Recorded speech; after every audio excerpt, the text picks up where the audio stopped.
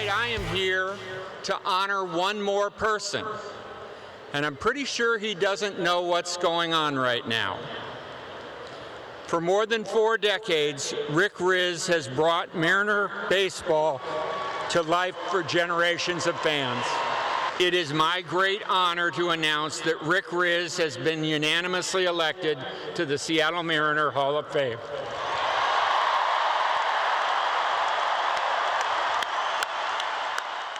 Oh, what a moment right there. Well, I got goosebumps. I got to jump in, Paul. That ovation went for a long time, by the way. That was, what a special moment. Mariners chairman John Stanton made the big announcement over the weekend. Rick Rizzs will be inducted into the Mariners Hall of Fame. It is great to have you on the show, Rick. Man, welcome aboard. Congratulations on the Mariners Hall of Fame. Thank you so much, Paul. Thank you, Chris. Yeah, it was an amazing honor. I was totally shocked. Nobody said anything to me. They kept the secret for about 2 months. And, you know, we practiced about 5 nights before on the off night on Monday, and I didn't have John's script. I had Alvin's script, and I thought, okay, John is just working on a script, you know, and everything.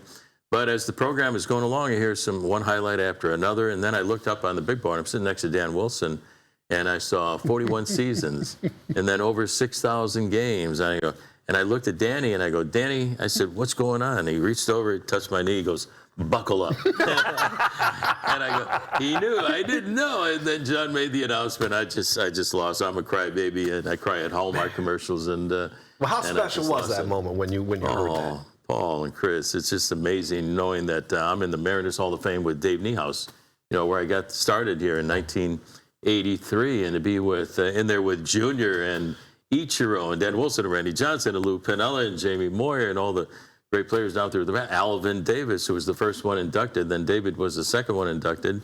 And there's my best buddy, Dave Niehaus. And to be a part of that group and honored by the organization is just one of the greatest thrill I've had in 52 years of broadcasting, you know, 8 years of the minor leagues. So I was just blown away, especially by the reception of the fans, as you mentioned, Chris. It was incredible. And to have the 50 of the best ball players in our history right there, and getting that bear hug from Danny, and then Jay Buhner came back. And Alex Rodriguez came by, and he said, congratulations, Rick. He said, I want to get in touch with you during the off season. Be sure to call me, and we want to talk about certain things. So I was glad A-Rod came back. But to have all those guys back there and John to make that announcement was just, I was over the moon, and it was hard to keep my emotions. Yeah, like a broadcasting pro, Paul, he segues so nicely. We're going to get your thoughts on Dave Niehaus, Rick, in a sec, but I personally thought it was the best pregame ceremony in Mariners history.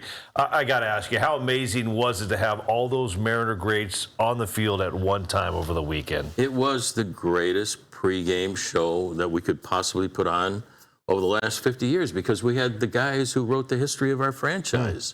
You know, we had, you know, there's a look at the Hall of Famers, Edgar Martinez, Randy Johnson.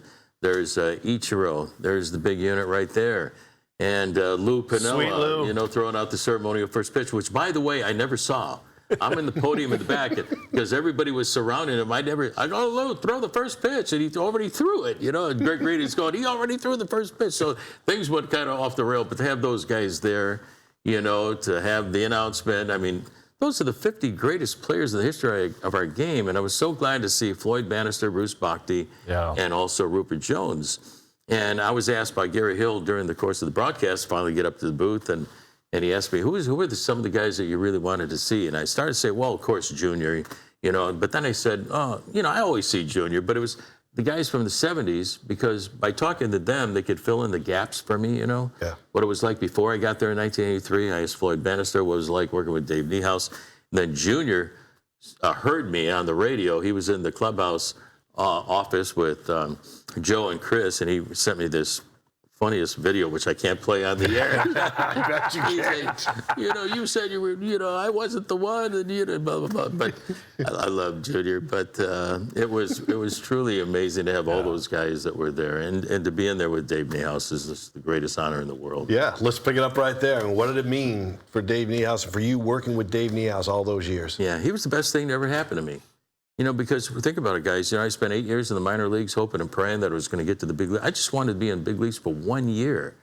You know, after me being in Alexandria, Louisiana, my first year in 1975, coming out of Southern Illinois University and washing the uniforms and shining the shoes. I was a clubhouse guy. My buddy who ran the ball club, let me do 3 innings of play-by-play for the Alexandria Aces.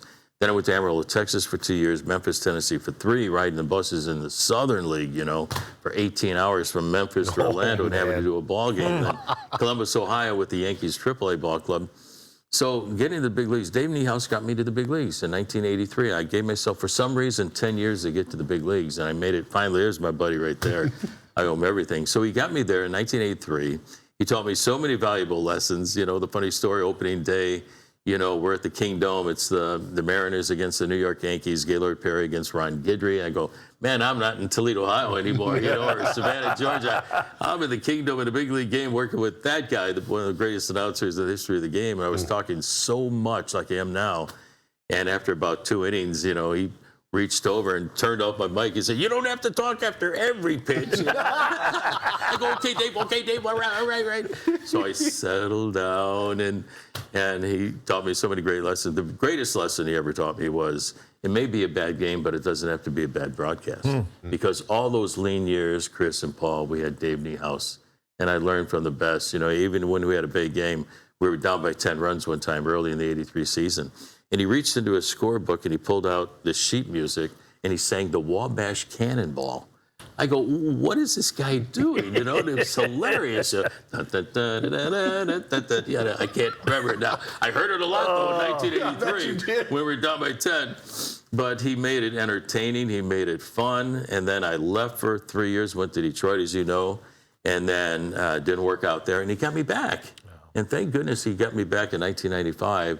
And I didn't miss that greatest season in the history of the franchise, because those guys, Ken Griffey Jr., Randy Johnson, Jay Buhner, Dan Wilson, and all those guys saved baseball here in this community. Without those guys and Edgar Martinez, you're also part of that, Rick, and you mentioned Dave. I mean, we're lucky in this area to have 2 of the greatest announcers of all time, Dave Niehaus and Rick Rizzs. And Rick, we got to ask about the seat. We came into the show, talk about the Mariners taking on the Yankees, 4.5 back.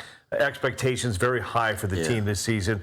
You watch this team closer than anybody. There's still enough time, we're running out of it, for the Mariners to make a move. For everybody losing faith, give us a few reasons on why we should believe in this team right now, and what do you want to see from this team here on out?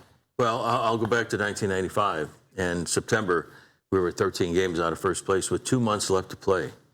And Junior smashed his wrist, shattered his wrist at the end of May of 1995. He came back in 3 months.